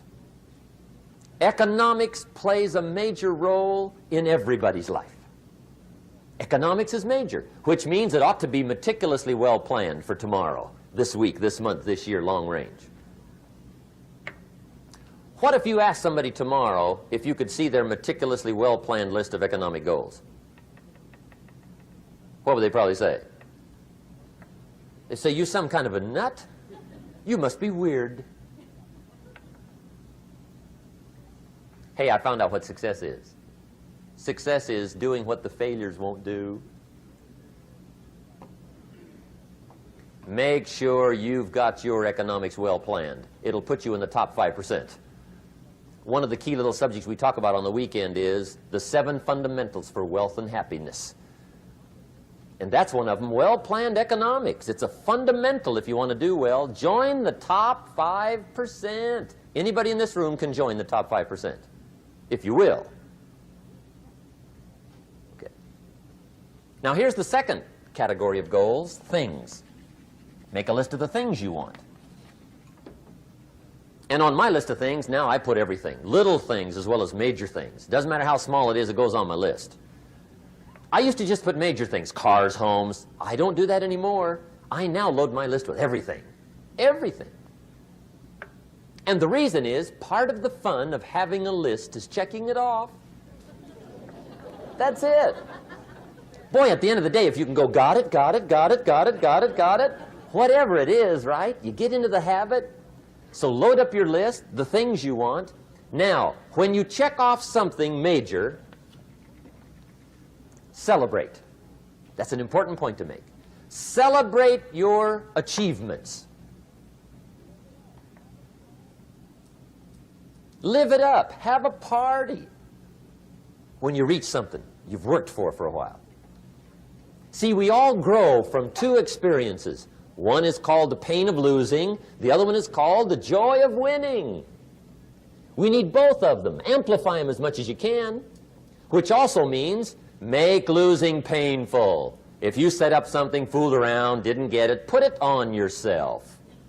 On the other side, if you did get it, congratulate yourself. Self-congratulations is a sign of maturity. Seeking congratulations is a sign of immaturity. But hey, winning and losing, see, that's what it's all about. That's the name of the game. Now, some people lead such mediocre lives, at the end of the day, they don't know whether they're winning or losing. They got no clue. Guy's just going through the day with his fingers crossed. There's a better way. Okay, here's the third category of goals, personal development. Put those goals together. Personal development goals. That's your goals to be stronger, more decisive, be a speaker, be a leader, learn a language, all kinds of skills. Okay? The whole weekend seminar was designed to improve all your skills so that you walk away more skillful. And that's what you want, the personal development skills. That's what attracts, that's what brings good things to your life, the person you become more skillful. Now, this is quite a package to work on. Economics, things, personal development. For tomorrow, this week, this month, this year, long range. Okay? That'll get you started. Now, here's the simple formula for setting goals. It goes like this. A, work on your goals. That's step one. Work on them. And I put the word work there deliberately. Setting goals is plain hard work. I don't want to kid you. We haven't come here tonight to kid each other. It's work. I know it's work. That's why a lot of people just let it slide. It's work. Many people work hard on their job, but they don't work hard on their future. They just let that slide. And the work involved is making plans. I know most people don't. I understand that, but don't let that be you. Guy says, well, yeah, you work where I work, but the time you struggle home, it's late. You got to eat a bite of supper, watch a little TV, get to bed. You can't sit up half the night. Plan, plan, plan. And the guy's behind. Good worker, hard worker, sincere. But you got to be better than sincere, working hard. You got to be better than a good worker. You got to be a good planner. Somebody once wisely said, the people who fail to plan are planning to fail. Well said. So work on your goals. Here's step 2. Write your goals down. That's so important. I teach my staff around the world, put your goals in your journal. Because one of the major people you want to study is yourself. Say, here's the list of goals I put together 3 weeks ago. Here's the list of goals I put together 2 years ago. Here's some of the changes I made, rearrangement of my priorities. I scratched these off, I put these on, I've gotten these. Study your accomplishments, study what your desires are. Put them on paper, write them down. Here's another reason for writing your goals down. It shows you're serious about doing better. And to do better, you gotta get serious. You don't have to be grim, but you must be serious. Everybody hopes things will get better. Everybody hopes. Poor people hope. That ought to tell you something. It means the future does not get better by hope. It gets better by plan. I used to have the affliction called passive hope. It's an affliction. It's bad. Probably what's even worse than that is happy hope. Now that is really bad. That's bad. Happy hope. The guy's 50 and he's broke and he's still smiling. See, that's not good. So get serious about your goals. Put them on paper. Write them down. There's all kinds. His goals, her goals, their goals. Business goals, financial independence goals, family goals. I mean, there's so many things to work on this that if you don't get busy and work on it, sure enough, the time will pass. And sure enough, 5 years from now, you'll wind up where you don't want to be, wearing what you don't want to wear, driving what you don't want to drive, being what you don't want to be. Now's the time to fix it. Now, here's the third step to your goals. Check the size of your goals and the kinds of goals. How big they are, what kind they are, affects you. And here's one of the important phrases of the evening. Your goals are affecting you, whatever they are. Your goals affect your handshake. Your goals affect your attitude, personality. Your goals affect the way you walk, the way you talk, the way you dress. All day long, we're being affected by our goals.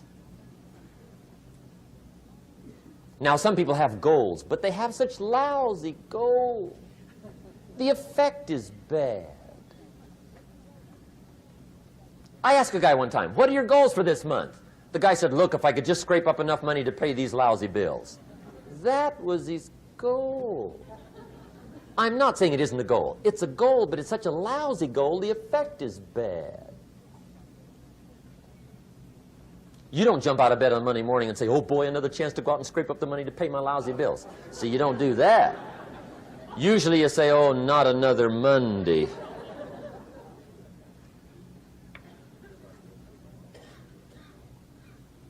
And some people have so given up on life, they have joined the thank God it's Friday club.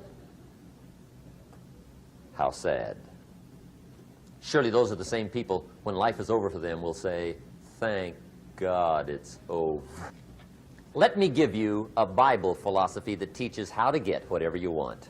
That's the title of the next set of notes. How to get whatever you want. From the Bible.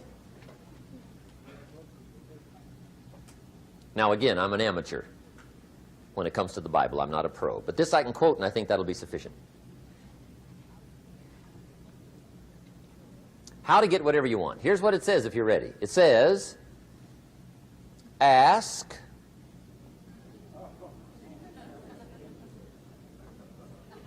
that's it. End of notes. Ask.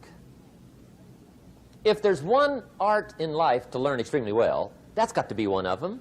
The art of asking. What does ask mean? Ask means, what do you want?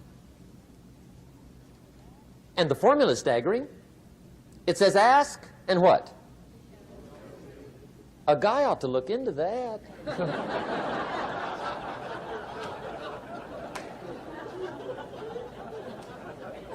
He says, yeah, but you work where I work, by the time you struggle home, it's late.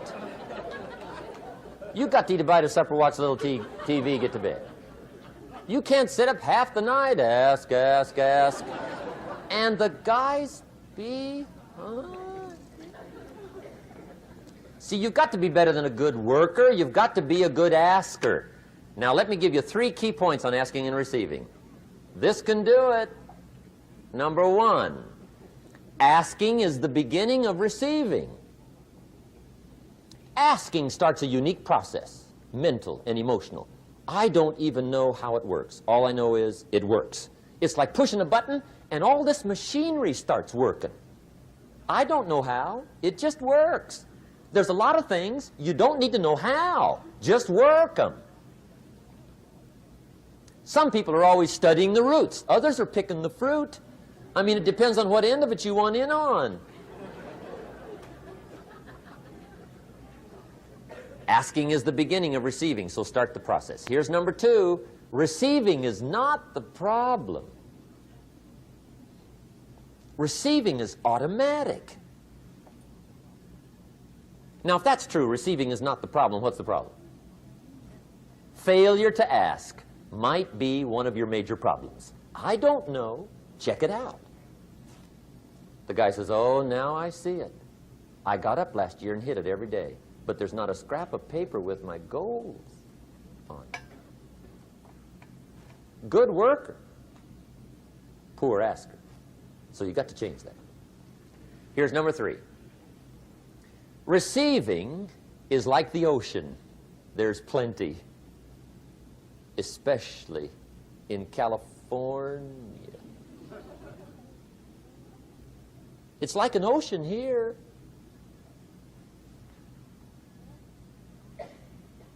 Success is not in short supply. It isn't rationed, and you stepped up to the window and it was all gone. No, no, no. It's like an ocean here. Now, if that's true, what's the problem? Well, some people go to the ocean with a teaspoon. Have you got the picture? See, what you want to do in view of the size of the ocean is trade your teaspoon for at least a bucket, and you'll look better down at the ocean. Kids won't make fun of you, right? Okay. Now, there's 2 ways to ask, and we'll wrap up goal setting. 2 ways. Here's number 1. Ask with intelligence. It didn't say ask intelligently, but I'm sure it meant that. Don't mumble. You don't get anything by mumbling. Be clear. Be specific. Intelligent asking means how wide, how high, how soon, when, what size, what color, how much. Define what you want and describe what you want. That's powerful. In the weekend seminar we teach, goals become like a magnet. They pull you that direction. And the better you describe them, the more they pull. So ask intelligently. Here's number 2. Ask with faith. That's the childish part of the equation. Believe you can get what you want like a child. Not an adult. Adults are too skeptical. So the formula really reads, make plans like an adult and believe in them like a child.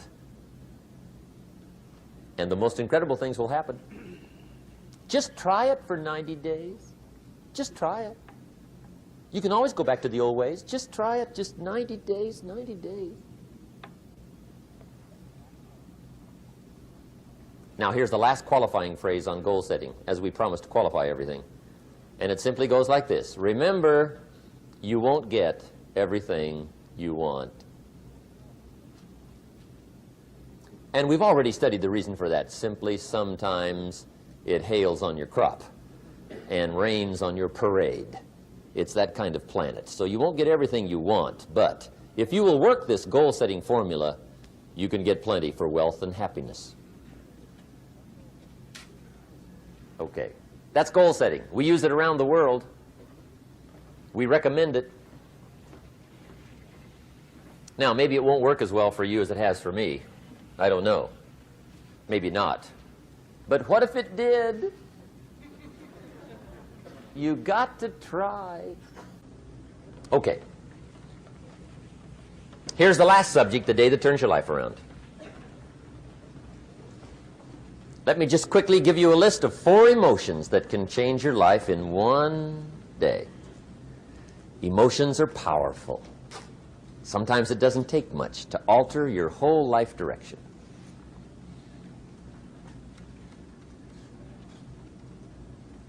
Okay, here they are. Number 1, disgust. Powerful emotion. Disgust says, I have had it. See, that could be the day. The day you can say, I've had it. And whether you've had it with something small or something major, the day you can say, I've had it, may not be the day it ends, but the day it begins. That's what I said when that little Girl Scout left my door when I'm 25. I give her the big lie, she leaves, I say, I don't want to live like this anymore. I've had it with lying and being broke. Powerful day. The man's finally had it with mediocrity. He's had it with being a loser. He's finally had it with those awful sick feelings inside, knowing his wife is at the grocery store looking at 2 cans of beans, one marked 37 cents, one marked 39 cents. And the guy sick inside knows his wife's going to buy the 37-cent can, and she doesn't even like the brand. Do you know why she's going to buy the 37-cent can? To save 2 cents. The guy sick inside finally says, I've had it. Being on my knees in the dust looking for pennies, we're not living like this anymore.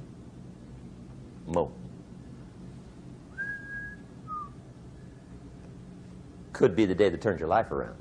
The day you can say, I've had it.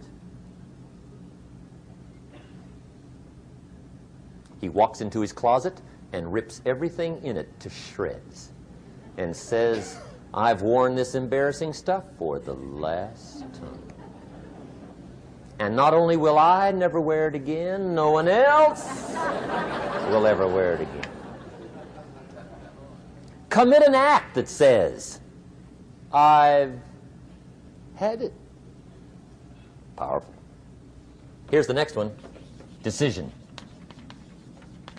And decision-making is powerful. And it's emotional. That's those knots in the pit of your stomach, right? Waking up in the middle of the night in a cold sweat, trying to decide. We sometimes call it inner civil war. What shall I do? Well, for progress, you must decide.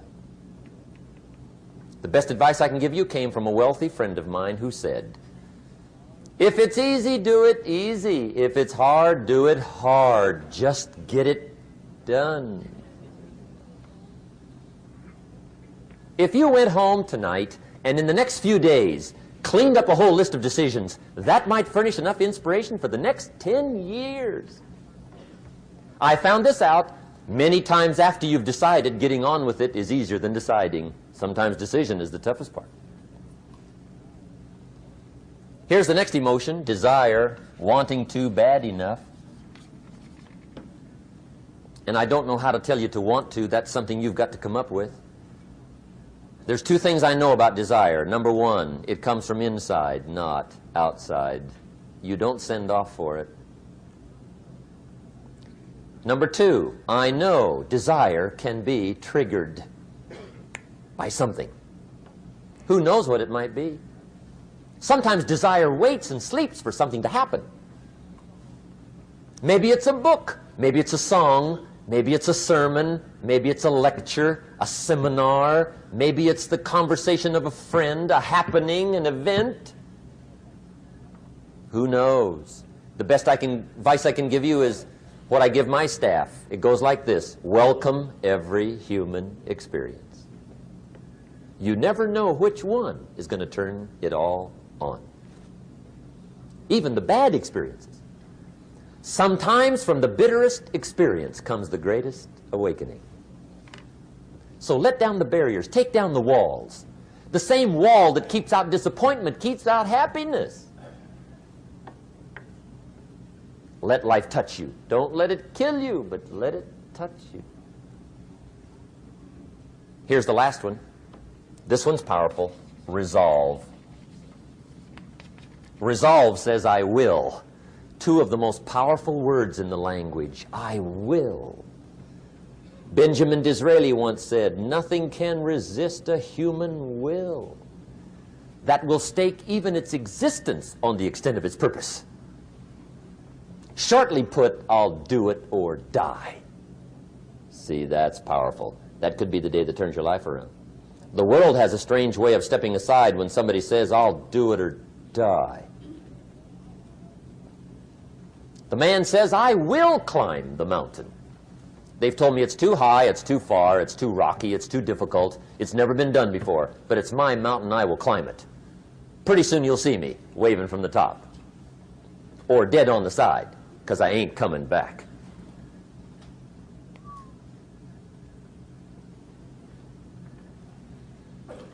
The best definition I ever got from the word resolve came from a little junior high girl in Foster City, California, up north. I'm talking to the junior high kids one day. I love to ask kids definitions. They come up with beauties. I got to the word resolve and I asked, who can tell me what resolve means? And I got several hands, and they were all pretty good, but the last one was the best. Little girl, about 3 rows back, held up her hand. She said, Mr. Rohn, Mr. Rohn, I think I know what resolve means. I said, darling, what do you think it means? She said, I think it means promising yourself you will never give up. I said, that's it. Webster, stand aside. That is the definition. Promise yourself you will never give up. I asked the kids, how long should a baby try to learn how to walk? How long? How long would you give your average baby before you shut him off? How long? See, any mother in the world would say, you're crazy. My baby's going to keep trying until it learns how to walk. What a magic formula. Now let me show you what triggers all emotions into activity that brings results. And results is the name of the game. Here it is. Action. Finally, you must do something about how you feel. Jesus, the master teacher, said, don't just be listeners, be doers. The world admires the doers. Whatever it takes to get you to try harder, read more, set your goals, and go for it. Here's the next attitude disease. Over-caution. Some people never will have much. They're too cautious. Now, you can also be too reckless, but you can also be too cautious. This is called the timid approach to life. And my caution was always the risk. Risk used to drive me right up the wall. I used to say, what if this happens? It's called the language of the poor. What if this happens? And on top of that, if this was to happen, look at the fix I'd be in. I better not try. I could always ace myself out. Then I'll tell you what changed my whole life when I finally discovered it's all risky. The minute you were born, it got risky. If you think trying is risky, wait till they hand you the bill for not trying. If you think investing is risky, wait till you get the tab for not investing. See, it's all risky. Getting married is risky. Having children is risky. Going into business is risky. Investing your money is risky. It's all risky. I'll tell you how risky life is. You're not going to get out alive. That's risky. The Englishman says, well, if that's the way it's going to work out, let's give it a go. Right, that's what it's for. Give it a go. Somebody says, yeah, but I'm looking for safety and security. Fine, then huddle in a corner. will cover you with a sheet, bring you 3 meals a day, and will protect you, feed you, look after you, care for you. We won't let anything happen to you, and you'll probably live to be 100. The guy said, well, yeah, I'd live to be 100. But what a way to live. Right. What a way to live, safe and secure. Don't ask for security. Ask for adventure. Better to live 30 years full of adventure than 100 years safe in the corner. And see, it's not important how long you live. What's important is how you live. Here's the next attitude disease. We're almost through with this motley list. In fact, we're almost through. Hang on. The next one is pessimism. Pessimism, the deadly disease of always looking on the bad side, the problem side, the difficult side, checking all the reasons why it can't be done. The poor pessimist leads an ugly life. He doesn't try to figure out what's right. He tries to figure out what's wrong. He doesn't look for virtue. He looks for faults. And when he finds them, he's delighted. How ugly. This is the poor guy who looks through the window, doesn't see the sunset. He sees the specks on the window.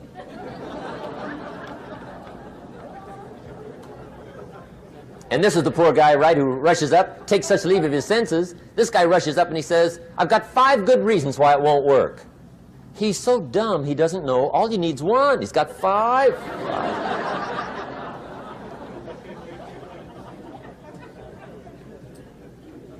To the pessimist, the glass is always half empty. To the optimist, the glass is half full. Why would the same measure affect people 2 different ways? Answer, it all depends on how you look at it. Our lives are mostly affected by the way we think things are, not the way they are. The way we think they are affects us most.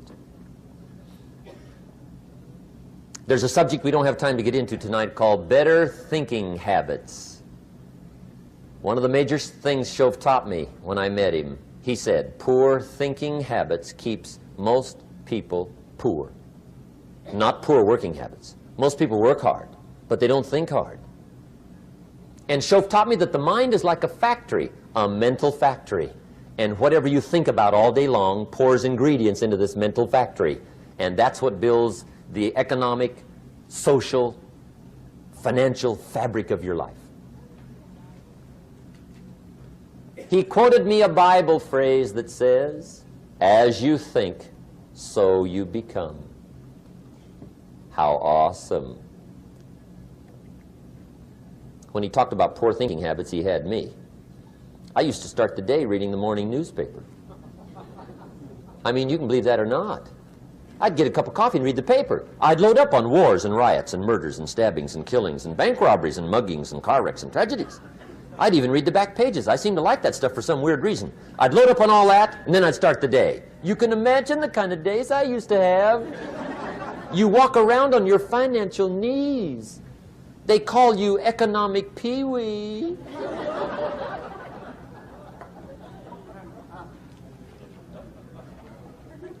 The guy says, I want to be a great leader. Wonderful. The first thing we do is follow him to his house. When we get there, we walk in and check his library, number 1. Somebody says, well, why check his library? The reason is because what a man reads pours massive ingredients into his mental factory, and the fabric of his life is built from those ingredients. You would not believe what some people have got in their house to read. You would not believe. One of the best dressed up words I know for a lot of it is trash. Can you imagine dumping a barrel of trash into this mental factory every day and coming out with a rich, dynamic, positive life? It can't be done. You might as well try making a cake with cement. The kids back in Danbury, Connecticut, high school, they're asking me questions one day. I'm talking to the kids. Kids got good questions these days. One of them said to me, Mr. Rohn, how do you build the good life? I said, it's simple. It's not easy, but it's simple. Here's how you build anything. Select the right ingredients, keep out the wrong ingredients, and it starts with thought. Everything starts with thought. So you must be wise and careful what you think about, because that starts everything. You got to be wise and careful. I asked the kids, what would happen if somebody dropped sugar in my coffee? They said, well, you'd be okay. I said, what if somebody dropped strychnine in my coffee? They said, well, you'd be dead. I said, correct. Lesson 1. Life is both sugar and strychnine. You gotta be careful. I said, what if my worst enemy drops in the sugar? They said, will you be okay? I said, what if my best friend, even by accident, drops in the strychnine? They said, well, you'd be dead. I said, correct. Lesson 2, watch your coffee.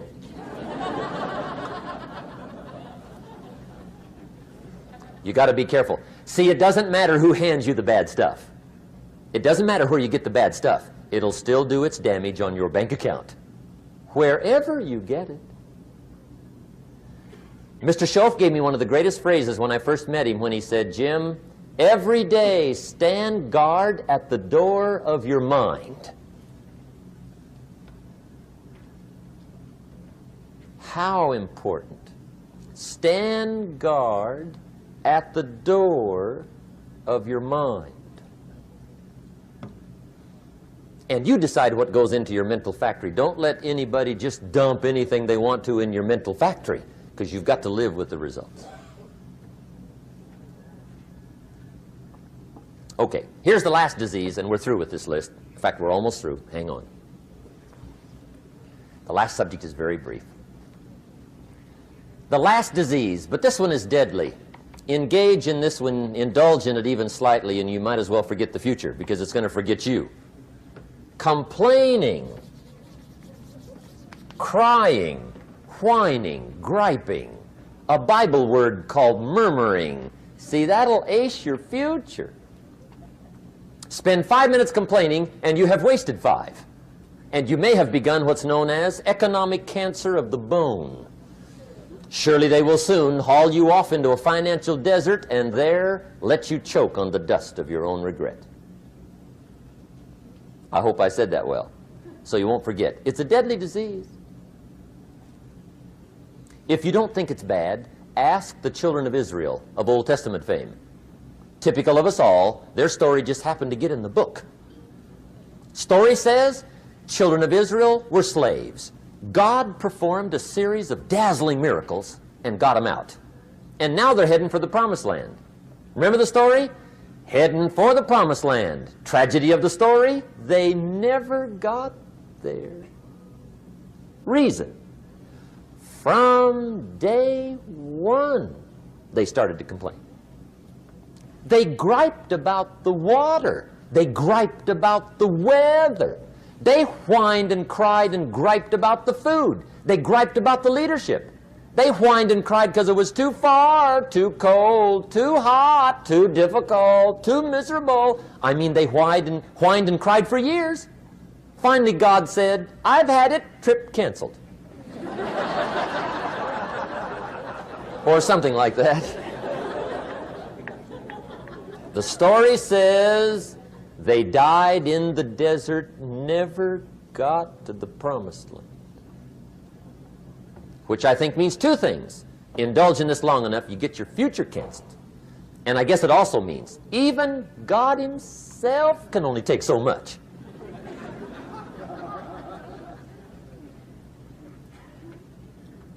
Okay. Just be on the lookout of the things that can destroy all the good you start. The war is on. And this evening, tomorrow, mentally, personally, socially, economically, you got to make sure you're winning the war. And this is part of it.